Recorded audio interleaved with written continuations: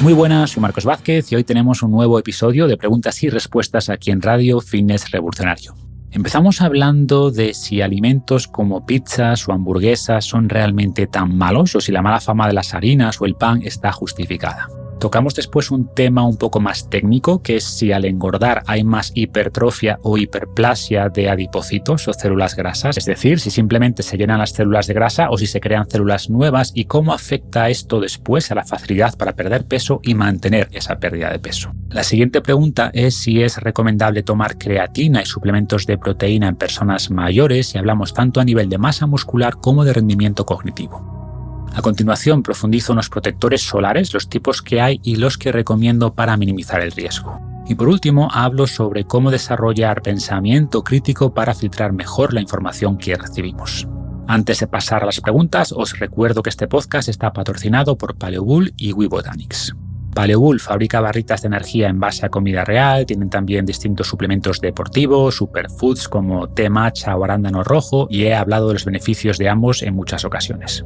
Y por su parte, WeBotanics empezó como fabricante de aceites de CBD de calidad, pero ha desarrollado también suplementos de colágeno marino, su línea Calmia de día y de noche, productos para la salud íntima de la mujer y mucho más. Podéis ver todos sus productos en paleobull.com y webotanics.com respectivamente y tendréis un 10% de descuento con el código FR10. Y sin más, pasamos a vuestras preguntas. Hola Marcos, muchas gracias por tu programa que sigo desde hace años. Tengo una pregunta que puede parecer muy básica, pero creo que en el fondo no lo es. La pregunta es ¿por qué se considera comida basura la pizza? Y digo que puede parecer básica porque dices, no, es que tiene mucha harina, lo que le pones encima es ultraprocesado, pero creo que en el fondo no lo es porque si tú vas a una pizzería de calidad, la masa que utilizan es de calidad también, tiene un contenido en proteína muy alto, por eso el reborde se hincha así. Y el tomate que utilizan, la mozzarella que utilizan, a veces incluso te ponen la mozzarella o la burrata entera en la pizza. Entonces, si los ingredientes son buenos, ¿por qué tendría que ser la pizza mala? Al final, la forma de comer eso así no difiere tanto de otras formas de comer pasta. Y yo soy un poco escéptico sobre que la harina o que todas las harinas vayan a ser malas porque llevamos pues milenios comiendo harina. Incluso desde antes del Neolítico ya se comía harina, no en la misma cantidad, pero se comía harina. Y sabemos que tenemos adaptaciones para comer ese tipo de alimentos. Espero tu respuesta. Muchas gracias. Gracias por la pregunta. Y como dices, puede parecer una tontería, pero no lo es. Tiene sentido preguntarse eso en el caso de alimentos como una pizza, como una hamburguesa, y hay varias formas de abordar la respuesta.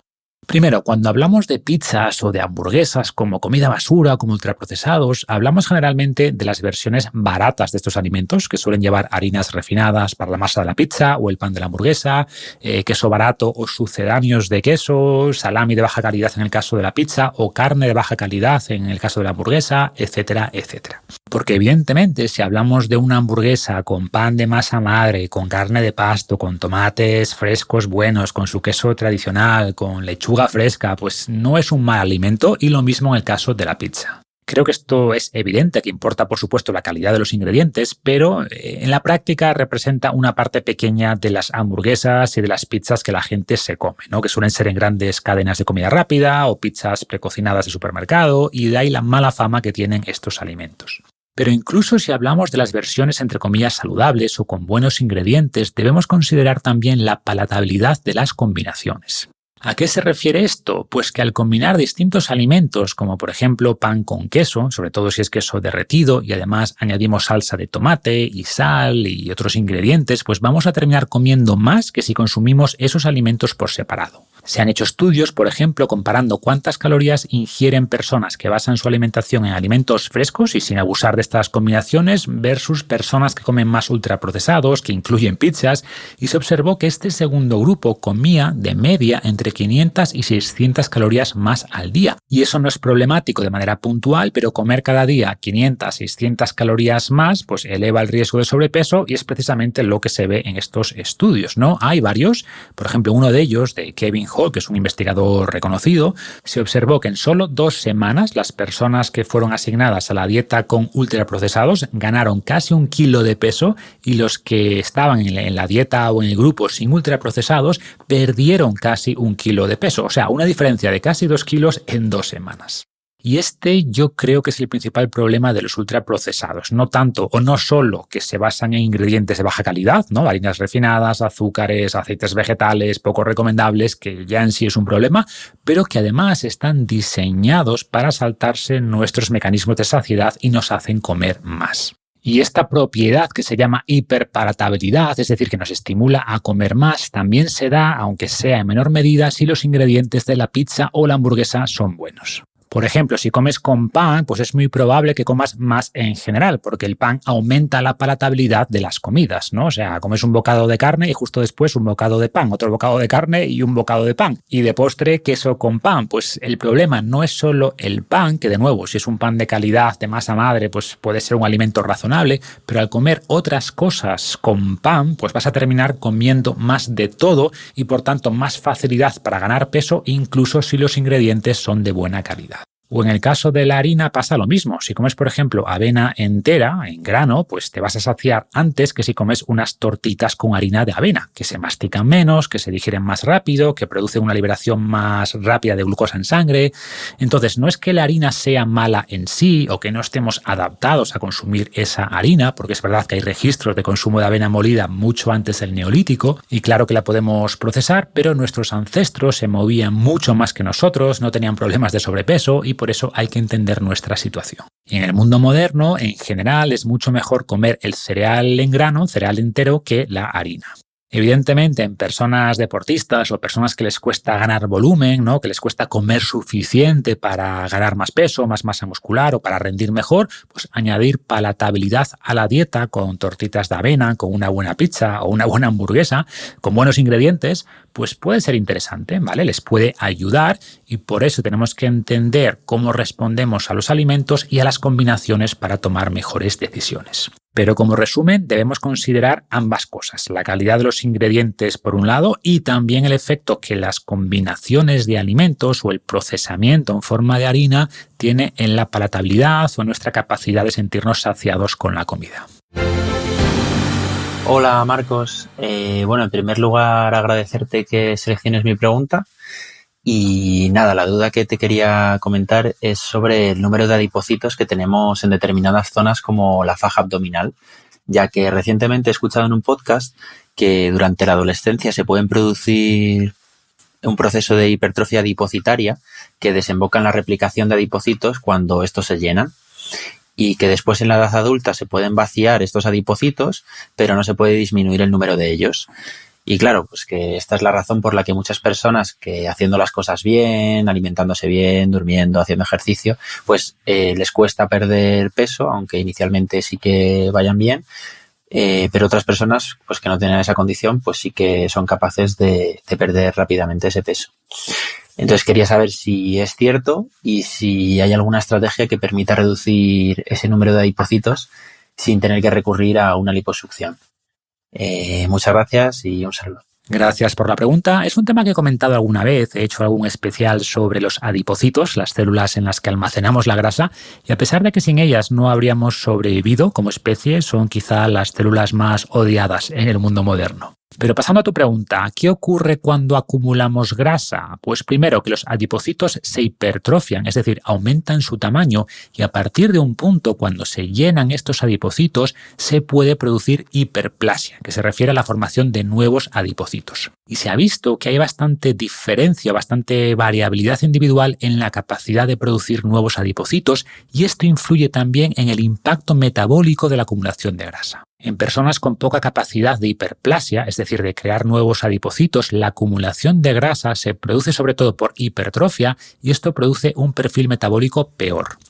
¿Por qué? Pues porque los adipocitos, al llenarse en exceso, empiezan a segregar compuestos inflamatorios y se vuelven más resistentes a la insulina, y esta combinación de inflamación de bajo grado más resistencia a la insulina es la precursora, son las precursoras de problemas metabólicos, desregulación de lípidos, enfermedad cardiovascular, etc. Sin embargo, personas que acumulen la misma grasa total pero lo hagan en mayor medida por hiperplasia, o sea, creando nuevos adipocitos, pues se ha visto que los problemas metabólicos van a ser menores. Obviamente no es solo hipertrofia, solo hiperplasia, va a haber una combinación en casi todo el mundo, o sea, al principio habrá principalmente hipertrofia y después hiperplasia, pero el grado en el que se produce esta hiperplasia o esta creación de adipocitos varía bastante según cada persona. Entonces, al acumular grasa, las personas con más hiperplasia tienen menos riesgo de problemas metabólicos, pero por contrapartida, si después hacen déficit calórico y pierden el sobrepeso, pues los adipocitos ganados no desaparecen y todo apunta a que tienen más facilidad para recuperar el peso ganado por esa mayor capacidad de almacenamiento. Y digo que apunta en esa dirección porque tampoco hay muchos estudios que hayan analizado esto directamente, pero la evidencia desde luego apunta en esa línea, como comento. Así que parece que es verdad eso que dicen de que la mejor forma de no engordar es no habiendo sido gordo nunca, ¿no? Es decir, el proceso de engordar genera ciertas adaptaciones en el cuerpo que dificultan después mantener un peso menor y la hiperplasia de adipocitos es una de estas adaptaciones, pero no es la única. Por ejemplo, es común también perder masa muscular al hacer dieta, sobre todo si no se entrena fuerza, si no se ingiere suficiente proteína, y esto genera un efecto rebote mayor y aunque vuelvas a tu peso original, o sea, aunque haya ese efecto rebote y peses lo mismo que antes, pues en realidad lo estás haciendo con un porcentaje de grasa mayor, un porcentaje de músculo inferior y esto va a dificultar también las pérdidas de peso posteriores. Dicho esto, es importante aclarar que estas adaptaciones no son una sentencia, o sea, no es que no se pueda mantener para siempre un peso saludable o un nivel de grasa bajo, se puede y mucha gente lo ha logrado, pero es verdad que va a requerir un poco más de esfuerzo, seguramente. Y sobre tu pregunta de si se pueden eliminar estos adipocitos nuevos de manera natural, la respuesta corta es que no, salvo que hagas una liposucción o también existe una técnica interesante que es la criolipólisis, también conocida como cool sculpting, que destruye adipocitos mediante la aplicación de frío intenso. Las células de grasa son más sensibles al frío que otros tipos de células, por lo que esta técnica pues, busca inducir la muerte celular de adipocitos en áreas específicas y es mucho menos invasiva que la liposucción, pero tiene también sus contraindicaciones.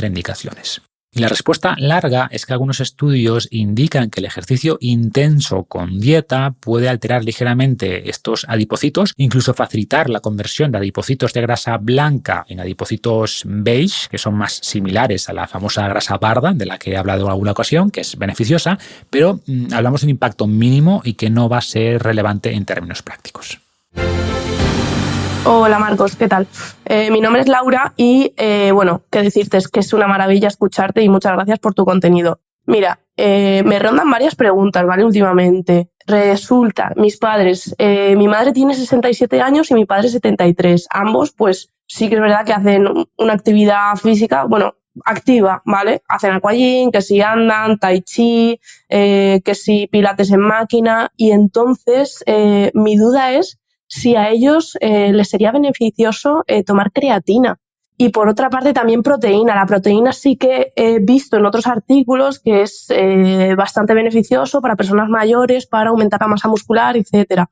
Pero la creatina no lo sé y tengo mi duda, ¿vale? Y luego, por otra parte, también he escuchado que las proteínas que llevan sucralosa dañan la microbiota. Entonces, ¿tú qué opinas? ¿Qué proteínas son las que recomendarías? Muchas gracias por tus palabras, Laura. Y es verdad que casi siempre que hablamos de suplementos de proteína y de creatina, hablamos de estudios en personas jóvenes, así que me parece interesante resumir lo que nos dice la evidencia en el caso de personas mayores. Al envejecer, la causa principal de pérdida de funcionalidad y de autonomía es la llamada sarcopenia o la pérdida de masa muscular. A partir de los 30 años perdemos una media de un 5% de masa muscular cada década y esta pérdida se acelera a partir de los 60 años. Sin embargo, esto no es un destino inevitable, sino que podemos ralentizar mucho este proceso gracias al entrenamiento y hay varios estudios que indican que las personas que siguen entrenando toda su vida tienen un nivel de fuerza y de masa muscular equivalente al de personas sedentarias 25 o 30 años más jóvenes.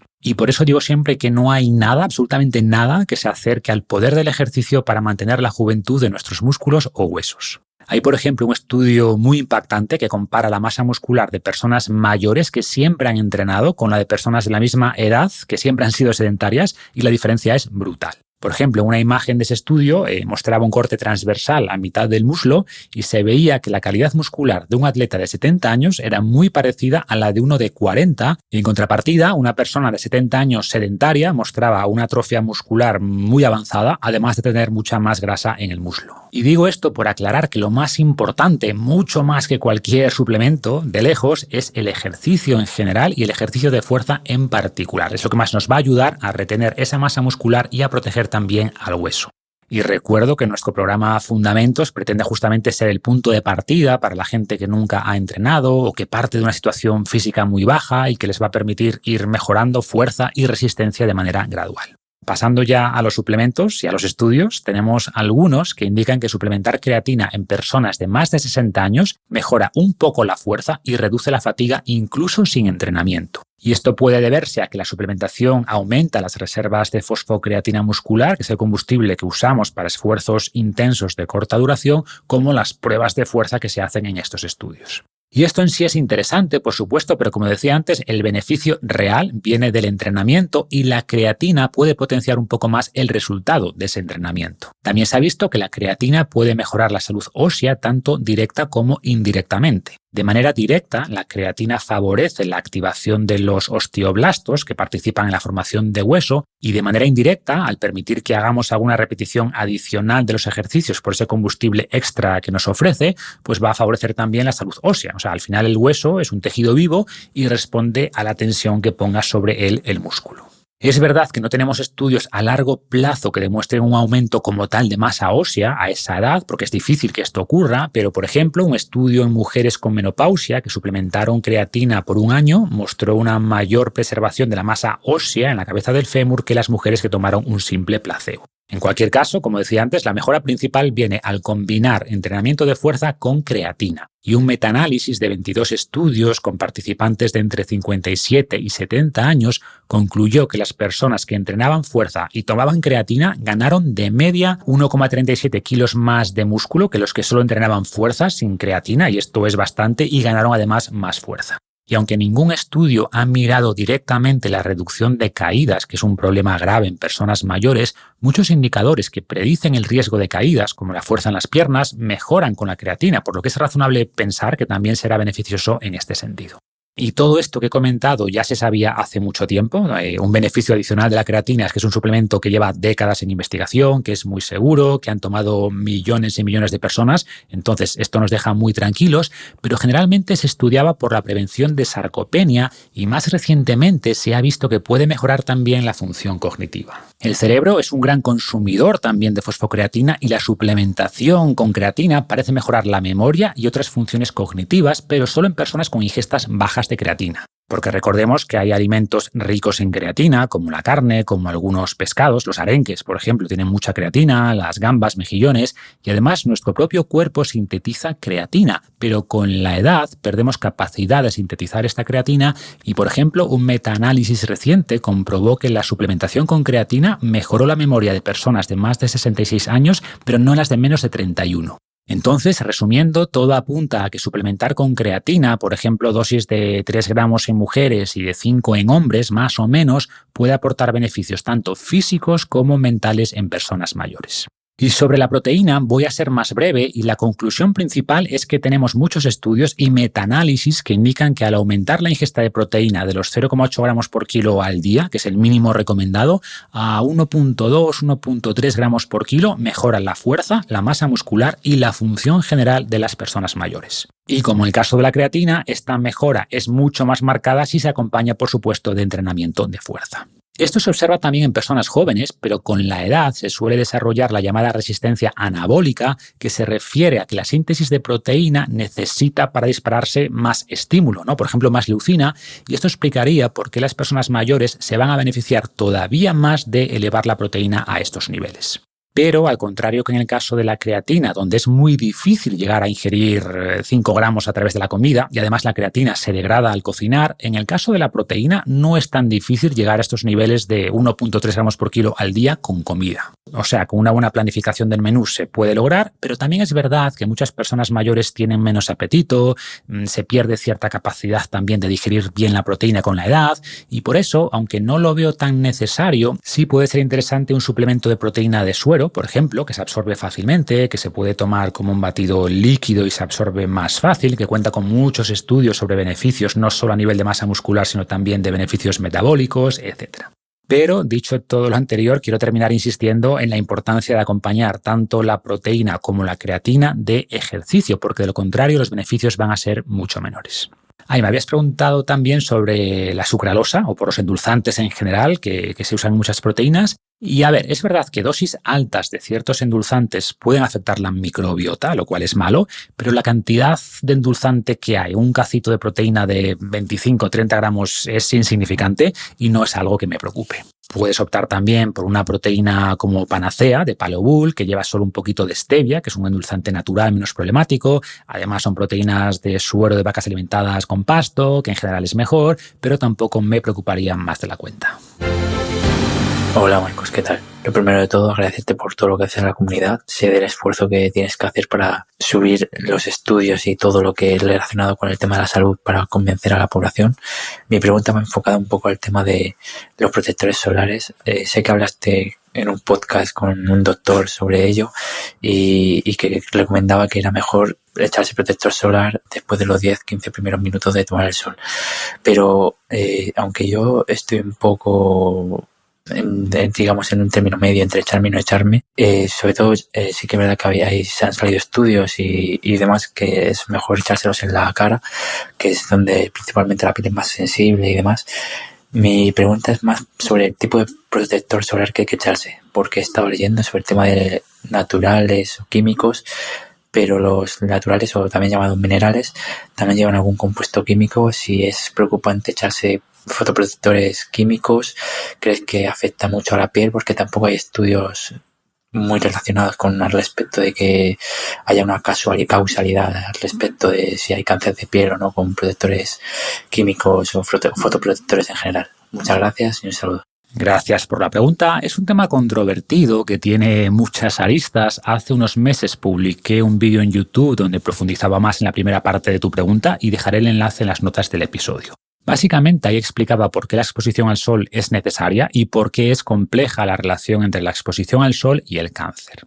En ese vídeo explicaba por qué las personas que se exponen más al sol viven en general más tiempo y cómo esa exposición puede reducir el riesgo de muchos tipos de cáncer, ¿no? También de enfermedad cardiovascular, de diabetes, pero también comentaba que mucha exposición solar es mala y que si hablamos de fotoenvejecimiento no hay ninguna duda de que el sol hace que la piel, sobre todo la piel de la cara, envejezca más rápido y por eso yo recomiendo usar protector solar en la cara y exponer más otras zonas del cuerpo. En ese vídeo, sin embargo, no profundicé en los tipos de protectores solares que existen y los beneficios e inconvenientes de cada uno y es lo que voy a hacer ahora. Tenemos mucha evidencia de que el protector solar reduce el fotoenvejecimiento, existen tanto estudios observacionales como ensayos clínicos y, por ejemplo, en uno de estos ensayos, el grupo asignado al protector solar tuvo un envejecimiento de la piel un 24% menor que el grupo que no usó protector en los 4 años y medio que duró el estudio. Y tenemos casos más anecdóticos como los de personas que usaron toda la vida protector solar en la cara, pero no en el cuello y se ve el cuello, la piel del cuello mucho más envejecida. Y por supuesto no solo importa el protector, sabemos que la alimentación influye también en la calidad de la piel y en cómo envejecemos, también el ejercicio, el sueño, pero el protector claramente ralentiza la pérdida de colágeno y la aparición de arrugas. Pasando a los tipos de protectores, hay 2 principales, los químicos y los físicos. Los químicos tienen unos compuestos que transforman la radiación ultravioleta en calor que después se disipa, mientras que los protectores físicos actúan más como una barrera física que bloquea y refleja los rayos del sol. Los protectores químicos tienen varias ventajas, por ejemplo son más fáciles de aplicar, son más resistentes al agua, pero algunos de sus compuestos, al ser moléculas muy pequeñas, se absorben a través de la piel y llegan al torrente sanguíneo. Y en algunos estudios se ha visto que se superan en sangre los niveles que la FDA americana considera seguros, por ejemplo en compuestos como oxibenzona, octinoxato, y esto no implica que sean peligrosos per se, simplemente que no podemos garantizar que sean seguros, que son cosas distintas. Y la FDA de momento no ha prohibido estos compuestos ni ha dicho que no se usen estos protectores solares, pero ha pedido que se hagan estudios más detallados para dilucidar si puede haber riesgo con los niveles en sangre observados. Como siempre, la dosis hace el veneno y en estos estudios se aplicó bastante crema solar en todo el cuerpo, que es lo que recomiendan muchos dermatólogos si te expones horas al sol, pero si no te expones mucho y solo usas protector solar en la cara, seguramente la absorción o los compuestos que terminan en la sangre no lleguen a ser preocupantes. Pero mientras no tengamos esos estudios que confirmen seguridad, me parece prudente priorizar los protectores físicos. Y en este sentido, es importante que combinen dos compuestos, óxido de zinc y dióxido de titanio, para ofrecer una protección más completa tanto contra los rayos UVA como UVB. El óxido de zinc en particular es más efectivo para cubrir un rango más amplio de longitud de onda, incluyendo la parte alta del espectro UVA, pero lo ideal es que combine ambos y en las notas de este episodio os pondré un par de protectores que yo uso y que me parecen de calidad.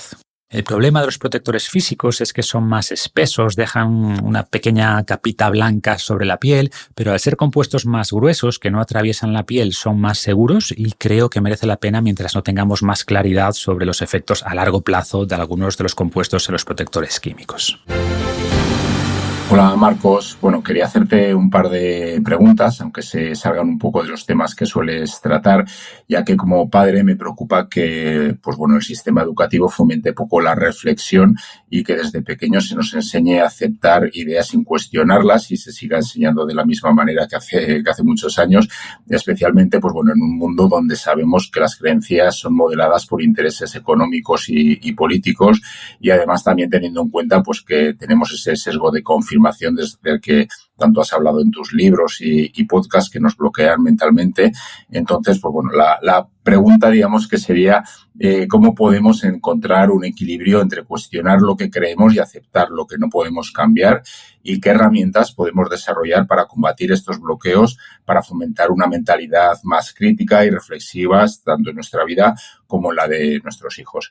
Y nada más, agradecerte todo tu trabajo, decirte que eres una de esas 5 personas que me influye positivamente en mi día a día desde hace muchos años y que espero que elijas esta pregunta. Un abrazo. Gracias por tus palabras y por la pregunta, y la he seleccionado porque este es uno de los temas a los que más vueltas he dado en los últimos años. Antes de la llegada de Internet podríamos haber pensado que la gente no razonaba bien o estaba mal informada porque no había suficiente información, pero ahora sabemos que esa no era la causa. Más información es útil si tenemos modelos mentales para filtrar y procesar esa información, pero si no, más información suele generar más confusión. Y eso creo que es lo que está ocurriendo. Y este tema me parece tan importante que, primicia, novedad, mi nuevo libro irá principalmente sobre esto. Bueno, no solo sobre esto, toca más temas, pero sin duda el central es cómo ser más sabios, cómo pensar de manera más crítica, y lo abordo en 3 grandes fases o estrategias. La primera es desarrollar ciertas cualidades personales de eso que llamamos carácter, ¿no? De cómo eres. Segundo, entender y tratar de mitigar los sesgos cognitivos que todos tenemos y que distorsionan cómo procesamos la información. Y tercero, desarrollar modelos mentales que nos ayuden a interpretar mejor la nueva información y cuestionar los mensajes que recibimos. Por ejemplo, dentro de esas cualidades personales a desarrollar destacaría la humildad intelectual, la curiosidad, la capacidad de tener pensamiento independiente, de cambiar de perspectiva para analizar los temas. Dentro de los sesgos cognitivos empiezo precisamente hablando del sesgo de confirmación, porque es uno de los que más dificultan que tengamos una visión objetiva de la información, pero también el sesgo de la tasa base, el sesgo de conformidad, el sesgo de resultado.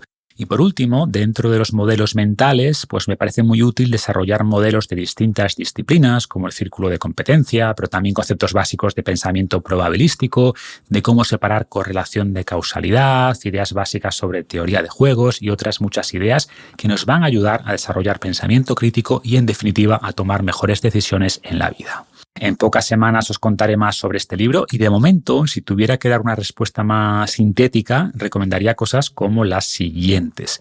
Primero, intentar consumir información de fuentes diversas, o sea, no sigas solo a cuentas de tu cuerda política, por ejemplo, no leas solo libros que refuercen tus ideas, sigue a personas que aunque se posicionen en un ámbito concreto dejen espacio para la duda y que sean capaces también de aceptar buenos argumentos contra sus ideas. A mí me gusta seguir a personas que aunque tengan cierto posicionamiento en un ámbito, vamos a decir político, que es lo más fácil, son capaces de criticar comportamientos de su bando y alabar buenas ideas o buenos comportamientos de los rivales, entre comillas, ¿no? O que no exageran lo bueno de su lado ni lo malo del lado contrario. Seguir a personas objetivas es muy importante y, por desgracia, los algoritmos de las redes sociales no viralizan generalmente el contenido objetivo, sino las exageraciones de un lado y los ataques contra el lado opuesto, y por eso es muy importante buscar esas personas, esas cuentas, esos divulgadores que intentan mantener esa objetividad, sabiendo que nadie es 100% objetivo, pero claramente algunas personas se esfuerzan más. Analiza también no solo lo que dicen, sino también las emociones que intentan crear, ¿no? Los típicos mensajes conspiranoicos de no quieren que sepas la verdad, nosotros te diremos cómo funciona el mundo. Pues no buscan informarte, sino lavarte el cerebro. Y como decía Carl Sagan, hay que tener la mente abierta, pero no tanto como para que se te caiga el cerebro. Es decir, hay que cuestionar lo que nos cuentan, o sea, los políticos tienen su agenda, los científicos se equivocan, los expertos han metido la pata muchas veces y por eso debemos cuestionar y mantener una mente abierta, pero sin caer en la charlatanería que campa a sus anchas en las redes sociales. Después, muy importante preguntarse de dónde vienen las afirmaciones, en qué evidencias se basan, qué razonamiento respalda las creencias, y eso hay que hacerlo también con nuestras propias creencias, que es lo más difícil. Al final, el pensamiento crítico es algo tan básico como tener buenas razones para creer lo que crees y por tanto debemos explorar cuáles son esas razones. Y en definitiva, evitar el pensamiento blanco o negro, ¿no? Evitar pensar que los mensajes oficiales son 100% correctos, porque no lo son, pero no pensemos tampoco que todo el consenso científico está equivocado completamente y hay un youtuber y 2 tiktokers que son los que tienen toda la verdad, ¿no? O sea, hay que pensar en grados o en escala de grises e ir ajustando nuestro grado de certeza en función de las nuevas evidencias y los nuevos aprendizajes. Y termino con un tema ligeramente relacionado que publiqué en una de las últimas newsletters a la que os podéis apuntar en finesrevolucionario.com/lista y que se titulaba Pan y circo. Empezaba con esta cita: Dales pan y circo y nunca se rebelarán. Juvenal. En la Roma antigua, el poeta Juvenal plasmó con ironía la frase panem et circenses, pan y circo. Criticaba la estrategia del poder para silenciar al pueblo, para mantenerlo tranquilo y contento. Mientras la gente tuviera la barriga saciada con pan y la mente distraída con juegos, pasarían por alto el resto de los problemas. 2000 años después, el mundo es muy distinto, pero el concepto de pan y circo sigue vivo. En vez de gladiadores en coliseos, tenemos fútbol, Netflix y TikTok. En vez de emperadores arrojando trigo a la multitud, tenemos a políticos repartiendo subvenciones. Y no lo critico, necesitamos una seguridad material básica y algo de entretenimiento. Pero no te conformes con eso ni seas esclavo de ello. No dejes de luchar por mejorar tanto a nivel individual como social. Y ahora sí me despido, muchas gracias por escuchar y hasta la próxima.